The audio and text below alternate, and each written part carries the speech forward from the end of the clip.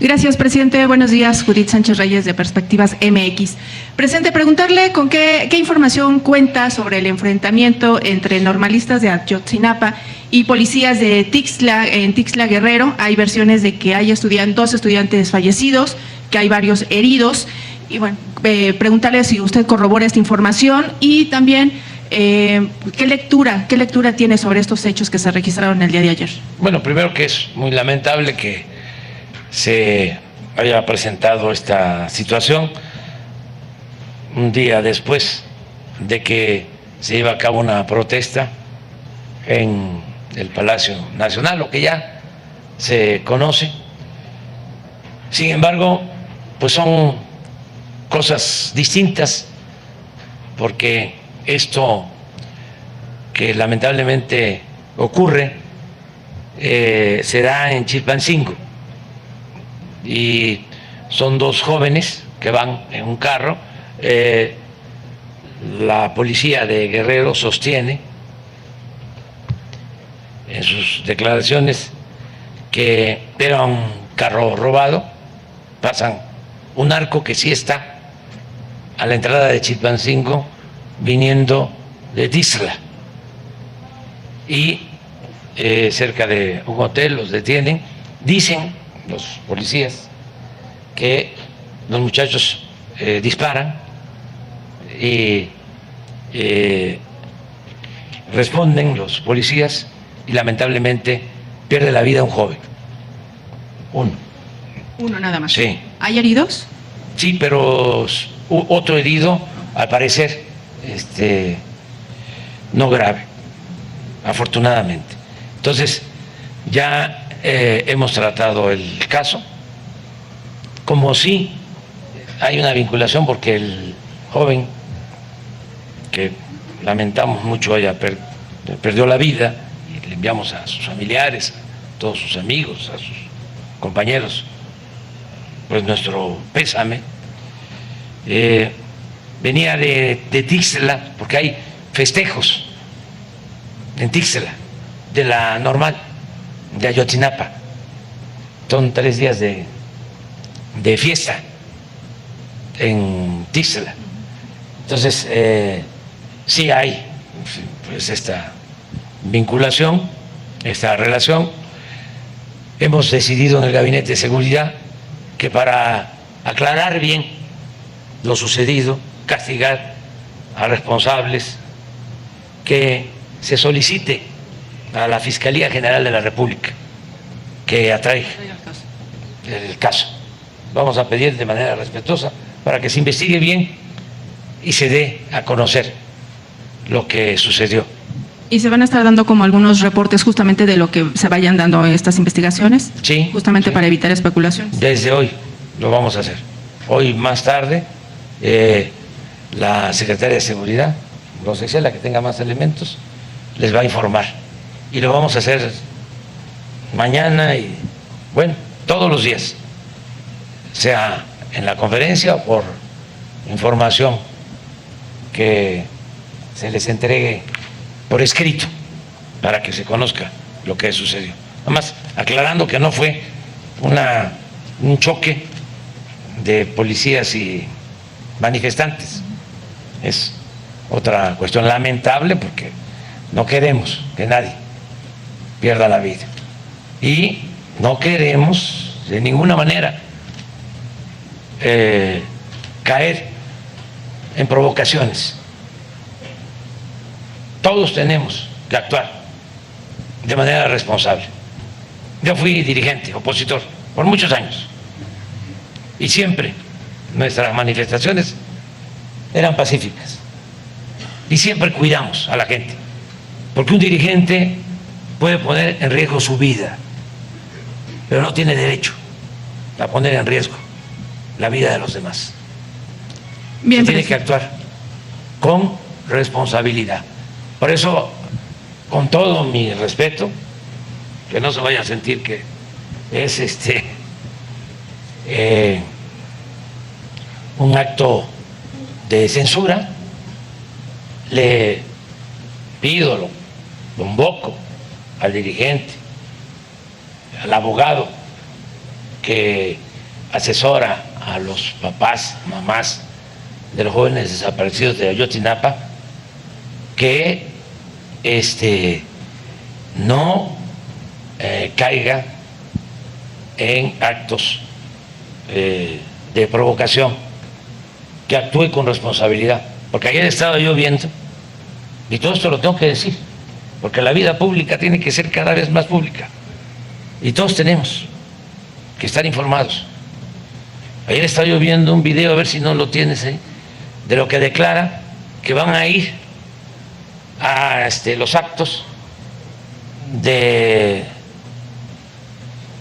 Claudia. ¿Qué es eso? Si lo que se está demandando es que se aclare cómo fue que desaparecen a los jóvenes de Ayotzinapa, quiénes son los responsables, pero sobre todo, ¿dónde están los jóvenes? Y en eso estamos. Pero ya, aunque hemos demostrado que estamos trabajando, pero no solo informando, sino en los hechos. El procurador anterior, el procurador Murillo Karam, está en la cárcel. Y hay en la cárcel militares, 2 generales y muchos de los involucrados.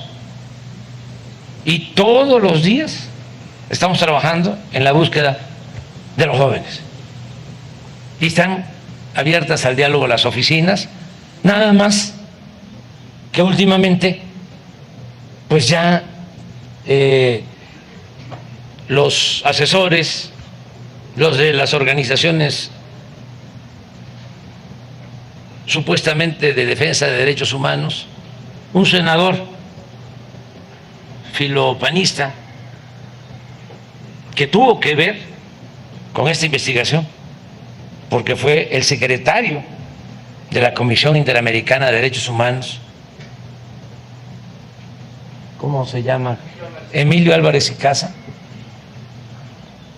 A ver si no están por ahí también unos documentos que les quiero mostrar, porque él era el secretario de la Comisión Interamericana de Derechos Humanos cuando se iniciaron las investigaciones, y luego cuando tienen un acuerdo con el licenciado Peña, participa también él, y siempre ha estado. Pero ahora, como él forma parte del bloque conservador, tiene diferencias con nosotros, pues ya este asunto lo han convertido en una bandera, yo no diría política, sino politiquera. Entonces, se requiere que haya responsabilidad y no caer en provocaciones. Nosotros luchamos muchísimos años, décadas. Tomamos el Zócalo cuando nos robaron la presidencia en el 2006. Meses. No se rompió un vidrio. Porque cuidamos a la gente, porque nosotros apostamos siempre a la no violencia, a la resistencia civil pacífica. Nos guiamos en Gandhi, nos guiamos en Mandela, en Luther King, y esa es la vía, no la confrontación, no tirar puertas. Aprovecho también para hacer un llamado a quienes hoy se van a manifestar, que tienen todo el derecho de hacerlo, porque en nuestro país no hay represión, se garantizan a plenitud las libertades, no se limita la libertad de manifestación, de expresión, como era antes.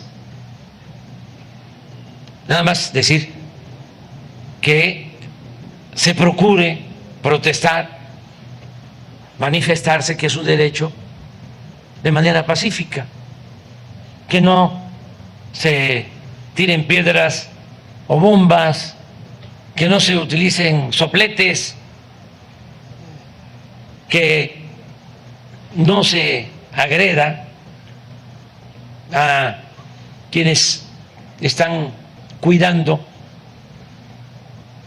el orden, protegiendo bienes, tiendas, comercios, sitios históricos, la catedral, el Palacio Nacional.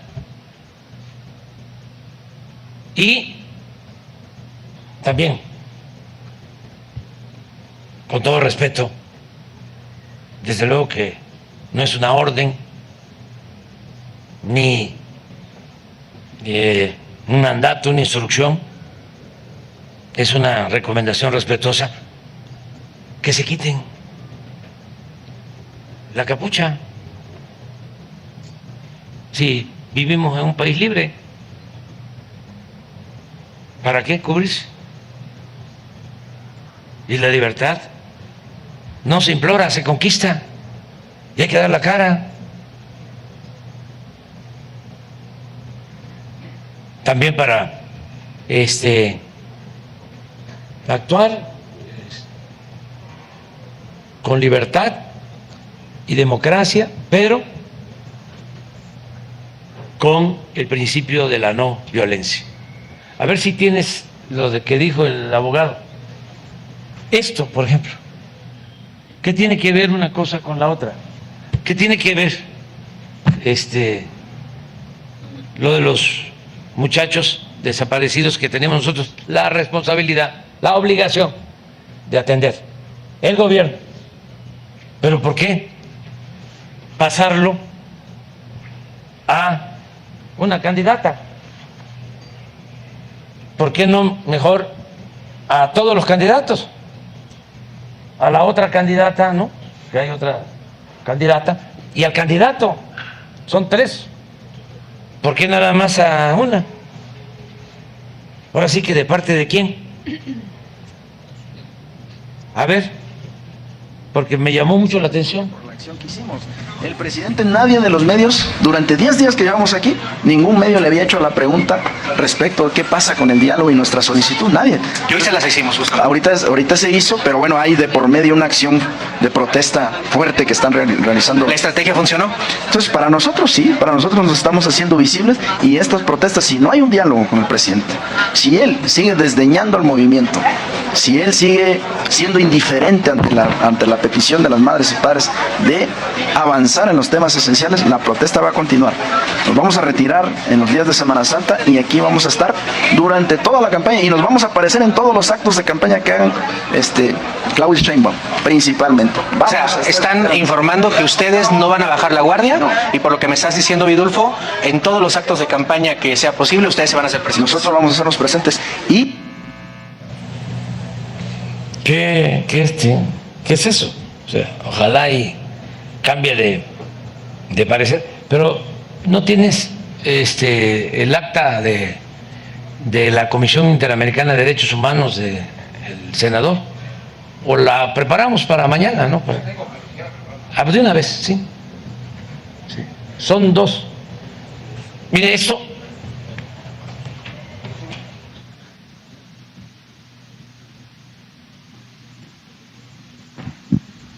es del 30 de septiembre del 14, unos días después de la desaparición de los jóvenes, 4 días después.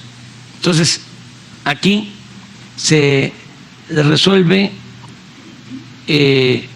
dar respuesta a estas organizaciones de derechos humanos que solicitan medidas cautelares para los jóvenes desaparecidos, y se habla inclusive de que hay jóvenes que están en hospitales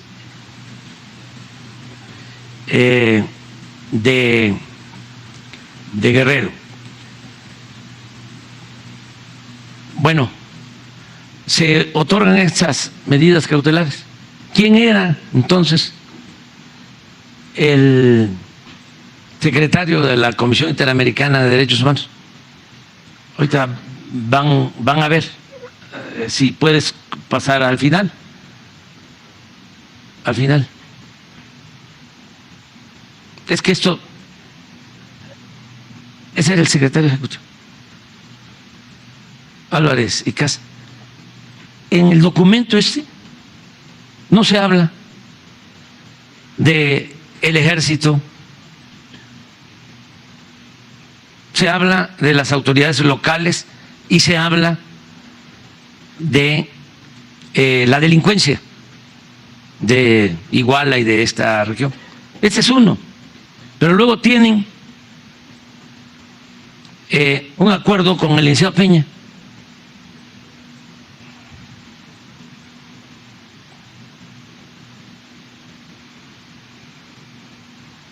Ya esto es el 29 de octubre.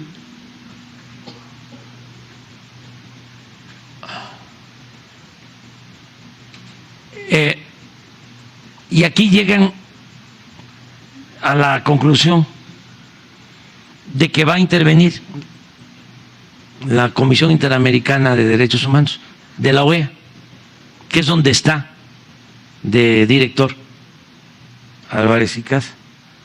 Síguele. Aquí incluso se da a conocer de que participan autoridades locales y grupos de la delincuencia organizada. Aquí no hay nada que mencione que los responsables son los militares. Nada, absolutamente. Adelante.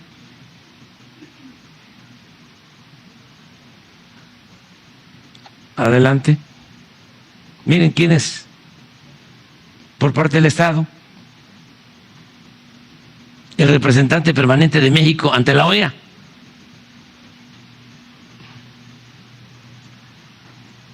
La procuradora jurídica en ese entonces de la Procuraduría General de la República, esta maestra Lía Limón García, que es militante o simpatizante, autoridad del PAN, pero antes estaba en Gobernación, era la subsecretaria de Derechos Humanos de Gobernación. Este señor es importantísimo, porque es el de Derechos Humanos de Miguel Agustín Pro.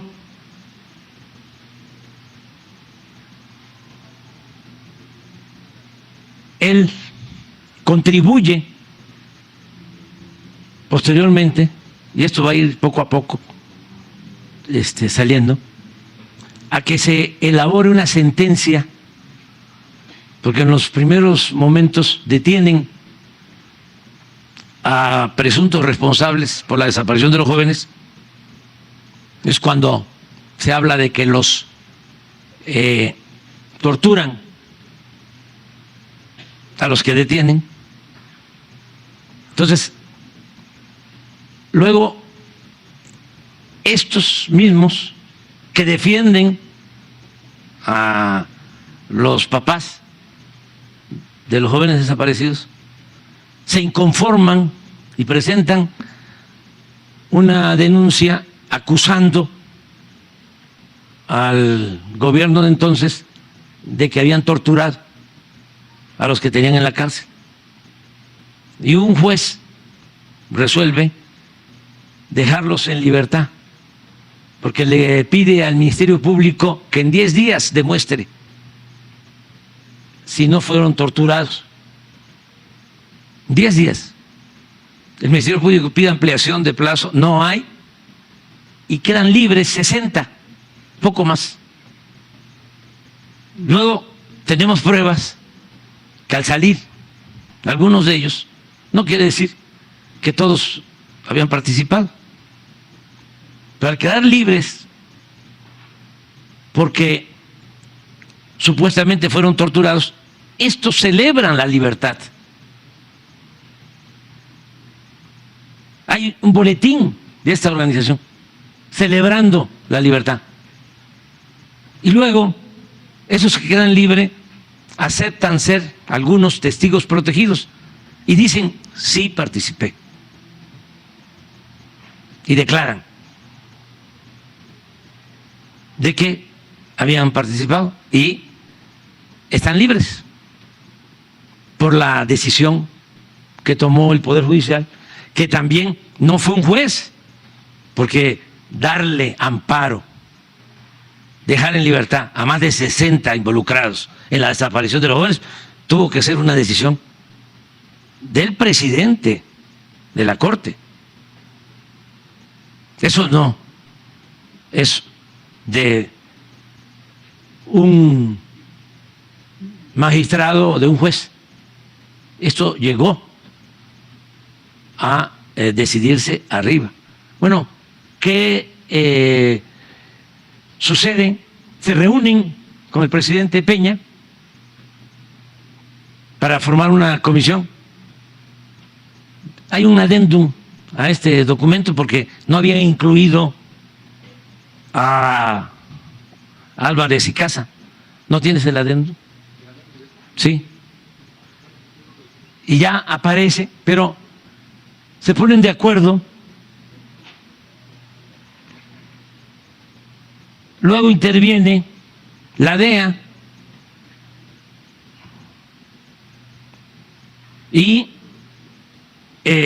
estamos desenmarañando porque hubo un pacto de silencio al principio, muy extraño, porque se acusa, y es cierto, de que inventaron lo de la llamada verdad histórica, de que habían quemado a los jóvenes en un basurero.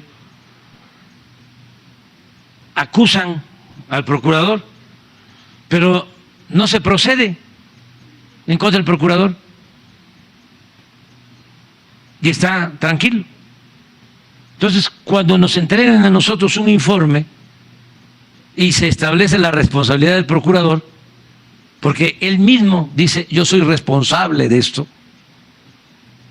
el procurador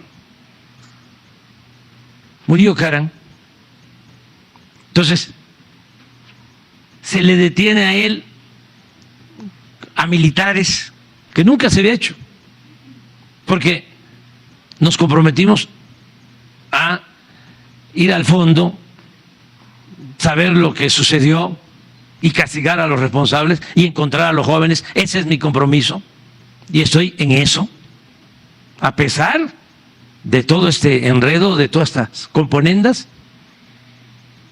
Bueno, pero en vez de alegrarse de que ya el que había inventado lo de la verdad histórica está en la cárcel, militares en la cárcel, se enojan, se oponen los comisionados que trae esta organización de la OEA, el Heysel es el grupo de asesores, pero ese grupo de asesores los escoge la Comisión Interamericana de Derechos Humanos. ¿No encontraste el adendum?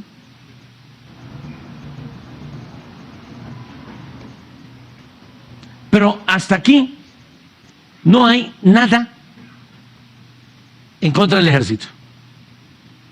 Nada, absolutamente.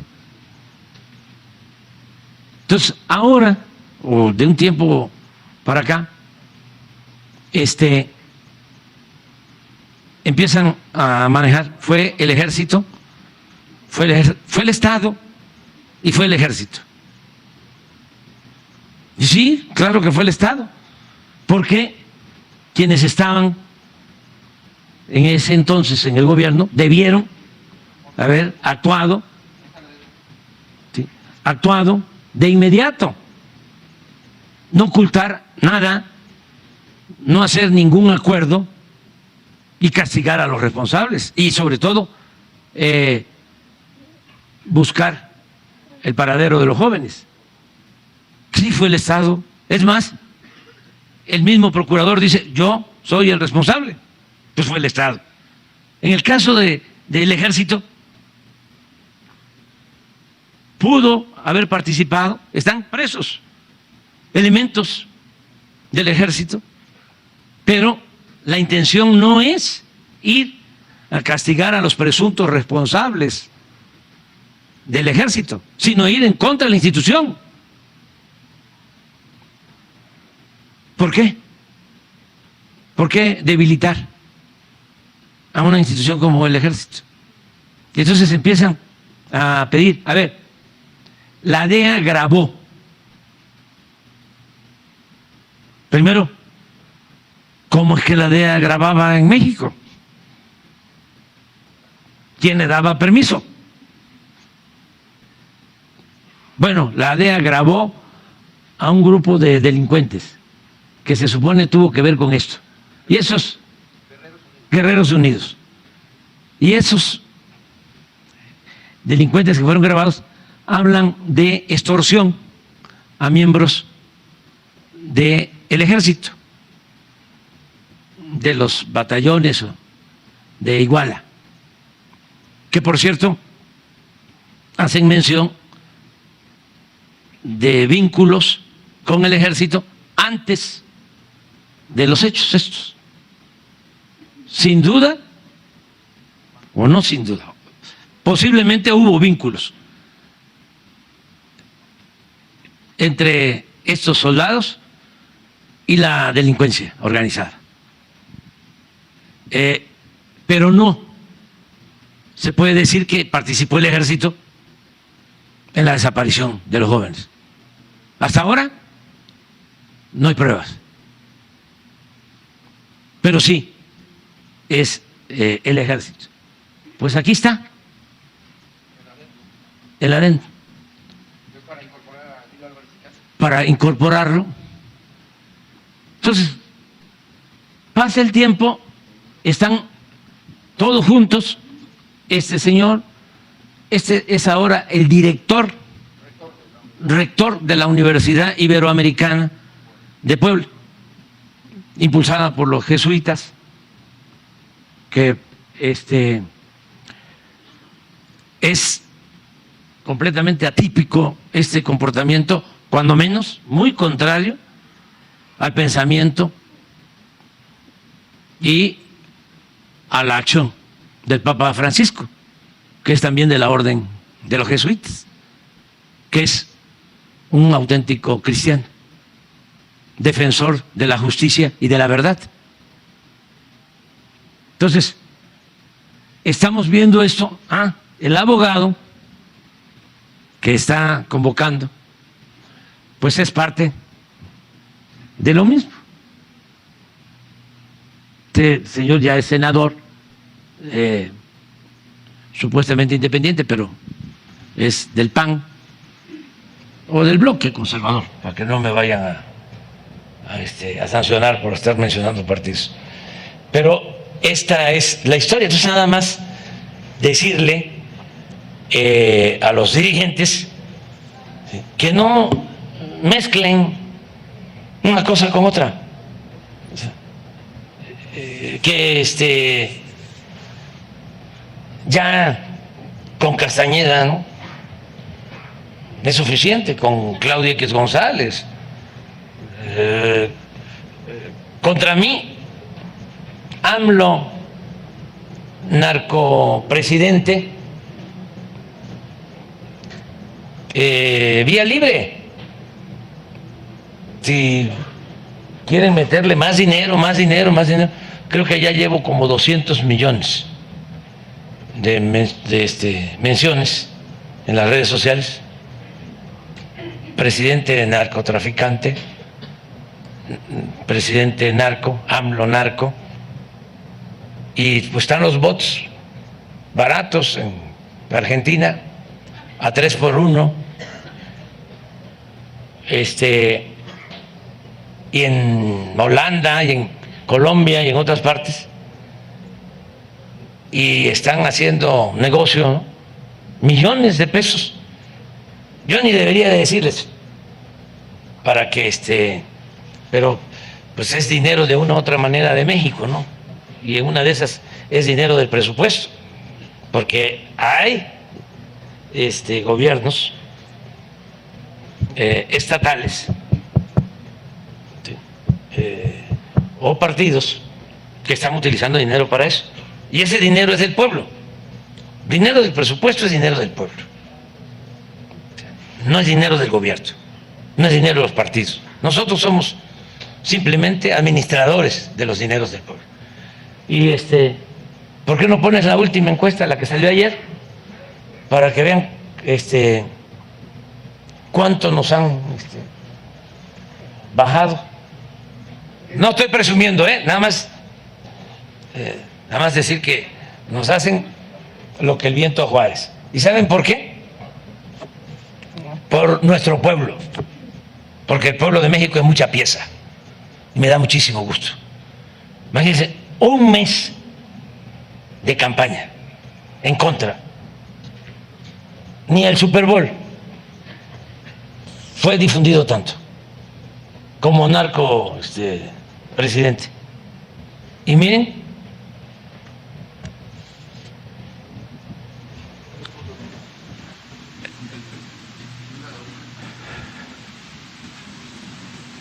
¡63! Segundo lugar a nivel mundial. Entonces, si va así, como me faltan 6 meses, quiere decir que puedo llegar a 50. De todas maneras, vamos a tener mayoría. Esta campaña de narcopresidente la inició el Premio Nobel del Periodismo, un periodista estadounidense famosísimo que estuvo aquí de corresponsal en la época de Salinas, amiguísimo de Salinas y de todos estos pseudointelectuales del régimen. ¿Cómo se llama? Tim Golden. 2 veces lo premiaron. Ese es un periodismo mercenario. Por eso es importante el tiempo que estamos viviendo, porque está quedando de manifiesto de que se padece no de una crisis, sino de una decadencia, porque una crisis tiene que ver con un aspecto, con lo económico, una crisis de bienestar social, pero cuando es una decadencia, lo abarca todo. Es un proceso de degradación progresivo que se vive en un país. Entonces, esto es un asunto mundial, no es nada más el Reforma o el Universal o Televisa o Azteca o Radio Fórmula, Univisión. No, es el New York Times, Financial Times. No voy a seguir pronunciando, no me voy a equivocar y lo diga yo mal, pero aquí podría yo poner como se dice, ¿no? Y lo leo y aparento de que hablo inglés, ¿no? Bueno, así surge esto. Incluso él andaba, este periodista, supe, en Israel cubriendo lo de la guerra en Gaza y lo mandaron a buscar para hacer los reportajes que son una vil calumnia. O sea, ustedes son periodistas, además de la tierra de don Luis González, gran escritor, don Luis González. Pueblo en Vilo es una novela que le recomiendo a los jóvenes, lo mejor que se ha hecho de microhistoria. Se llama San José de Gracia, ¿no? Su pueblo. Bueno, ¿saben cómo titula este Premio Nobel de Periodismo su artículo, no pones el título del artículo, lo pone en signos de interrogación. ¿Quién? Fíjense lo sucio, lo malintencionado, lo calumnioso, la cizaña. Ahorita vamos a ver cómo lo titula. Entonces leen el contenido, nada, absolutamente. Presidente, pero No, permíteme, es que es importante esto, porque si no, no hay texto sin contexto. O sea, luego, la corresponsal del New York Times hace lo mismo en un escrito que le envía a Jesús. ¿Sí? Dígame cómo lo es. Así dicen los ministerios públicos, que diga cómo lo es, que si es cierto como lo es. Así es, abogada, si es cierto como lo es, de que recibió dinero en su campaña del narcotráfico. Así, más o menos. Y te doy de plazo hasta las 5 de la tarde. Así, con esa prepotencia. Entonces, sale el reportaje, nada, fue como el parto de los montes, parieron un ratón, ninguna prueba, nada, absolutamente. Claro, tuvo que salir el Departamento de Estado, el Departamento de Justicia, no hay ninguna investigación abierta, sí, pero también en el AMPA del periodismo se aplica la máxima de que la calumnia, cuando no mancha, tizna.